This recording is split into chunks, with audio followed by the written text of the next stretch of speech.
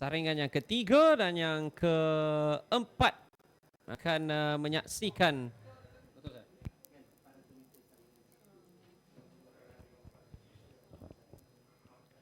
Jadi bermula untuk saringan yang keempat untuk acara 400 meter lelaki. Dengan menyaksikan ada permulaan, pantas permulaan awal yang ingin dilakukan oleh Azwar. Sambil di belakangnya itu adalah Khalif Kaut yang cuba mengambil kelebihan dalam 100 meter yang berikutnya, memasuki 300 dengan Khalif Kaut.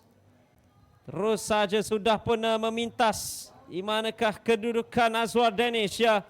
Khalif Kaut di 100 meter yang terakhir sambil dikejar oleh Azwar Danish, kedua-dua mereka. Dan perhatikan juga di antara mereka ialah Hazim Sakri yang cuba untuk meminta di saat-saat akhir, tapi 1 dengan 2 akan diperoleh Adiputra Akasha yang masuk dari sebelah dalam. Jadi beliau yang dapatkan boleh dikatakan foto finish sebenarnya di antara Azwar Danish dan juga Adiputra Akasha, walaupun nampak seolah-olah ia adalah Adiputra, namun Azwar Danish